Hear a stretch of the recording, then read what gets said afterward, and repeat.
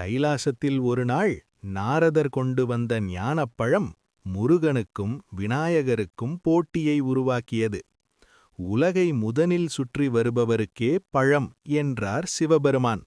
விநாயகர் தாய் தந்தையையே உலகம் என்று சுற்றி வந்து வென்றார். முருகன் உலகை சுற்றி திரும்பியபோது பழம் விநாயகருக்கு கொடுக்கப்பட்டதை அறிந்து மனம் வருந்தினார். கோபமும் விரக்தியும் கொண்டு முருகன் கைலாசத்தை விட்டு பழனி மலையை அடைந்தார். ஆடை ஆபரணங்களை விட்டு கையில் தண்டம் மட்டும் ஏந்தி தண்டாயுதபாணி என்ற துறவு கோலத்தில் நின்றார். சிவபெருமான் அங்கு வந்து, "நீயே ஞானப்பழம், நீயே உண்மையான ஞானம்" என்று அருளினார். அன்றிலிருந்து பழனி முருகன் எளிமையின் வடிவமும் ஞானத்தின் ஒளியுமாக போற்றப்படுகிறார். இன்றும் பக்தர்கள் அரோகரா என்று முழங்க வாழ்வின் துயர்கள் விலகும். பழனி சென்று மனமார வேண்டினால் முருகன் அருள் நிச்சயம் கிடைக்கும்.